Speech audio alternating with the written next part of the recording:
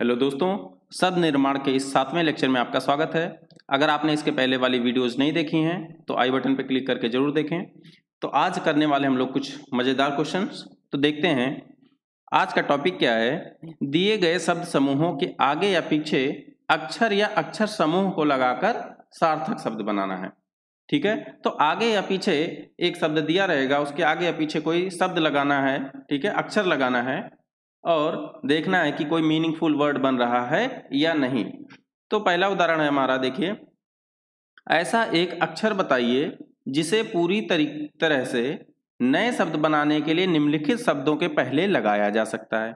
अब हमारे पास कुछ शब्द दिए जैसे till, table, pile, tab and प्रिंग। तो यहाँ पे हमें कोई अक्षर लगाना है और आगे और पीछे दोनों लगा के चेक करना है। तो चेक करते हैं, स्टार्ट करते हैं। देखिए, बी जैसे लगाएंगे तो ये बन जाएगा BTILL, कुछ नहीं बना।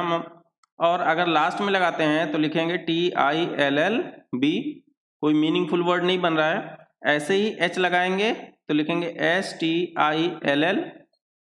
अगर C लगाएंगे तो लिखेंगे CTILL और S लगाएंगे तो लिखेंगे STILL। तो देखिए यहाँ पे बना स्टिल। ठीक है, तो इन चारों से हमें एक चीज मिला, स्टिल। अब बाकी में भी लगा के देखते हैं, तो एस लगा के देखते हैं तो स्टेबल, ये भी एक मीनिंगफुल वर्ड है। स्पाइल, स्पाइल, स्टैब एंड स्प्रिंग, ये वर्ड बनेंगे। ठीक है, तो देखिए, स्टिल का मतलब होता है स्थिर रहना, स्टेबल का मतलब होता है स्थाई, स्पाइल का मतलब होता है ये लट्ठा है, मार खाए हैं कि नहीं। स्टैब का मतलब होता है कोशिश और स्प्रिंग का मतलब बसंत। तो यहाँ पे एस लगाने पे देखिए सारे मीनिंगफुल वर्ड बन रहे हैं, तो इसका आंसर हो जाएगा एस। ठीक है, अगला क्वेश्चन करते हैं। इसमें दिया है दो शब्द दिए गए हैं, दोनों शब्दों के अक्षरों का प्रयोग करके निम्नलिखित, दोनों शब्दों का प्रयोग करके निम्नलिखित में से कौन सा एक शब्द बनाया जा सकता है। देखिए, एक दिया है फ्रेश और दिया है इलेट। तो इन दोनों का यूज करके हमें नया शब्द बनाना है। तो क्या नहीं बना सकते वो मैं पहले बता देता हूं। देखिए, यहाँ पे मुझे वाई दिख रहा है, जो कि आपके इस दोनों शब्द में वाई नहीं है। ठीक है, यहाँ पे मुझे सी दिख रहा है रिस्पेक्ट में, जो कि यहाँ पे सी भी नहीं है। और इसमें देखिए ये स्मॉल v दिख रहा है, जो ये भी यहाँ पे नहीं है। तो मिला जुला के ए, बी और डी तो बनेगा ही नहीं। तो देख लेते हैं भैया सी बनेगा कि नहीं बनेगा। ठीक है, ए देखिए यहाँ पे है, एस यहाँ पे है, उसके बाद पी चाहिए वो भी यहाँ पे है, HALT, तो दोनों ये दोनों मिला के ये एस्फाल्ट बना देंगे, तो हमारा आंसर हो जाएगा सी। बहुत ही आसान है, इस टाइप का क्वेश्चन तो हम लोग पहले भी कर चुके हैं। अब नेक्स्ट क्वेश्चन में देखते हैं, निम्नलिखित के साथ तीन अक्षरों का कौन सा सेट जोड़ा जा सकता है कि सार्थक शब्द बन जाए। अब देखिए हमारे पास तीन अक्षर का जोड़ा है, अब इसको आगे और पीछे लगा के देखना है। तो देखते हैं, पहले से शुरू करते हैं।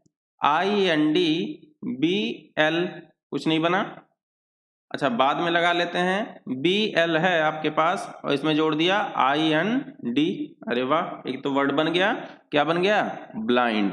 ठीक है, तो एक से आप चेक करके मत बता दीजिएगा कि एक लगाया और कुछ बन गया तो हम कह दें कि आंसर आ गया, क्योंकि देखिए OC के जब लगाएंगे ब्लॉक में, सॉरी BL में, तो बन जाएगा ब्लॉक। ठीक है, अब देखिए पहले तो हम लोग लगा लेते हैं IND को, तो क्या लिखेंगे? REMIND, रिमाइंड, ये भी मीनिंगफुल बना, ये भी मीनिंगफुल बना।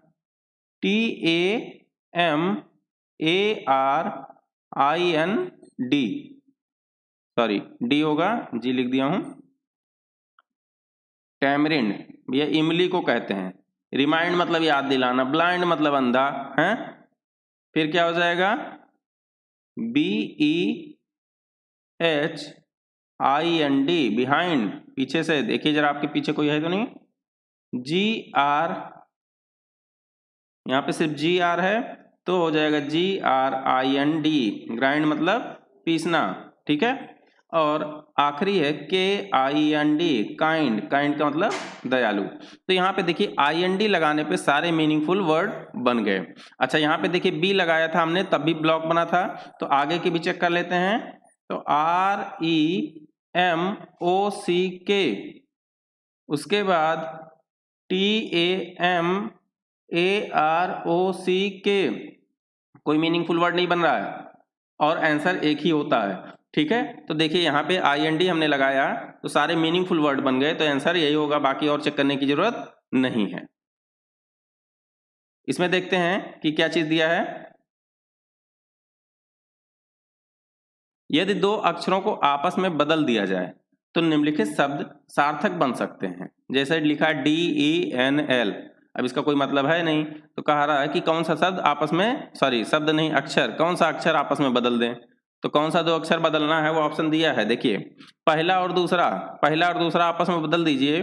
क्या लिखेंगे EDNL, कुछ बना क्या? नहीं बना।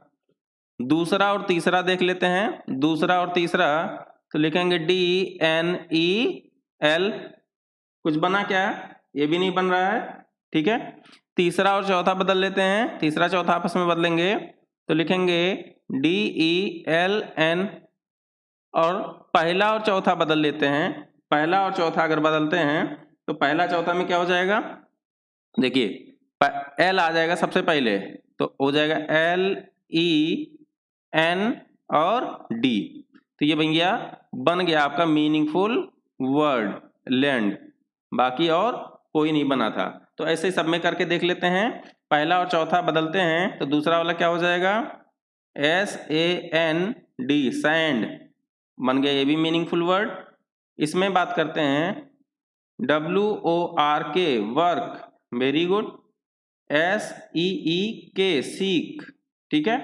तो देखिए यहाँ पे चारों हमारे जो है मीनिंगफुल वर्ड बन गए हैं, तो हमारा हो जाएगा आंसर पहला और चौथा। अगला क्वेश्चन करते हैं। उदाहरण 12 और 13 के लिए निम्नलिखित प्रत्येक प्रश्न अक्षरों के दो समूह कोष्टक के दोनों तरफ दिए गए हैं। विकल्पों में दिए गए अक्षरों के किस सेट को उस कोष्टक के अंदर भरें कि कोष्टक से पहले अक्षरों के समूह से मिलाकर एक शब्द तथा कोष्टक के बाद समूह को मिलाकर अर्थपूर्ण शब्द बन सके। अच्छा तो देखिए यहाँ पे क्या दिया है, एक शब्द दिया है और एक शब्द यहाँ दिया है कुछ, और यहाँ कहा है कि आपको कुछ भरना है। अब भरने के बाद क्या करना है कि ये आपका एक वर्ड बनना चाहिए मीनिंगफुल, और यहाँ से इधर वाले का एक दूसरा मीनिंगफुल वर्ड बनना चाहिए। तो आइए भरते हैं, देखते हैं क्या बन सकता है। तो पहला भरेंगे CONTR, अब इसमें भर दिया ARTING, क्या बन गया CONTRARTING, कॉन्ट्रैक्टिंग, ठीक है, कुछ नहीं बन रहा है। दूसरे में ऐसा क्या करेंगे CONTRARY भर दिया, ARY भर दिया, तो ये भी देखिए कुछ बन नहीं पा रहा है, ठीक है। तो ये हो जाएगा ING, क्या बन गया कंट्रीइंग। ऐसे ही तीसरा भरेंगे ACTING, तो बन गया कॉन्ट्रैक्टिंग। तो ये तो बन गया मीनिंगफुल वर्ड। अब देखिए क्या इससे दो वर्ड अलग अलग बन पाएंगे, कॉन्ट्रैक्टिंग से दो वर्ड अलग बन पाएंगे या नहीं। तो आपका एक हो गया कॉन्ट्रैक्ट, देखिए कॉन्ट्रैक्ट है ना, किसी चीज का कॉन्ट्रैक्ट लिए हैं आप, और दूसरा हो जाएगा आपका एक्टिंग। इस एक्टिंग यहां से देखिए तो ACT हमने बीच में भरा, तो क्या बन गया, एक बन गया कॉन्ट्रैक्ट और एक बन गया एक्टिंग।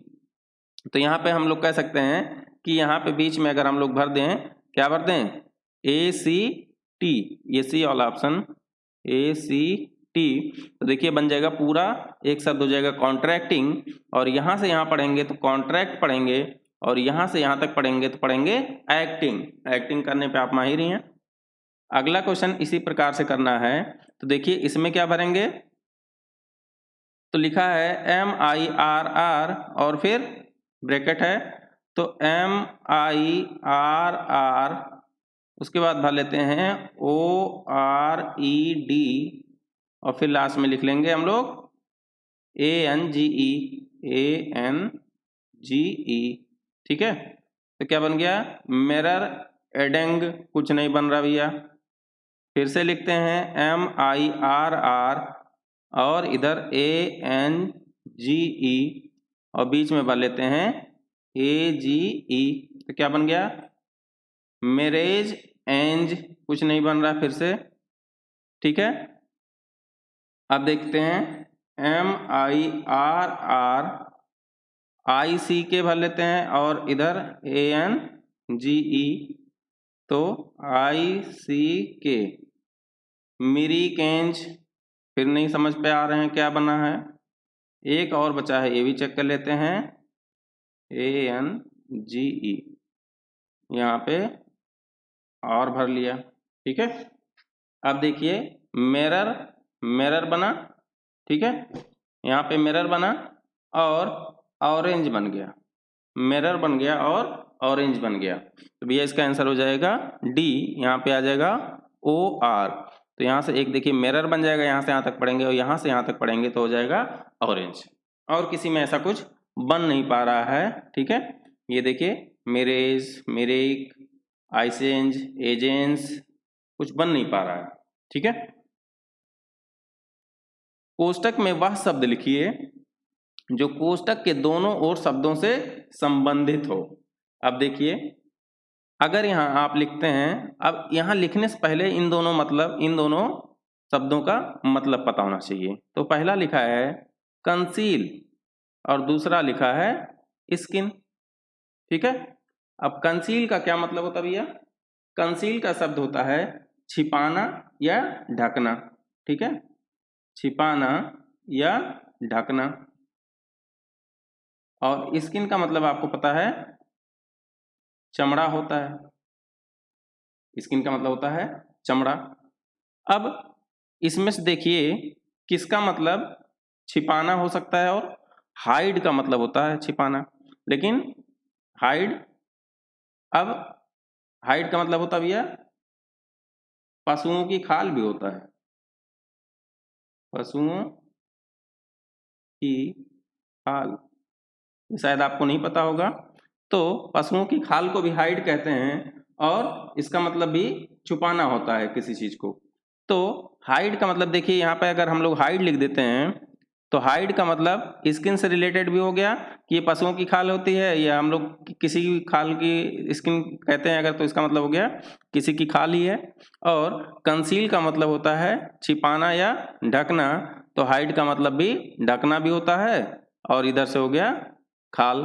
तो दोनों मतलब यहाँ से मिल जा रहे हैं। तो आज के लिए बस इतना ही। मिलते हैं नेक्स्ट वीडियो में।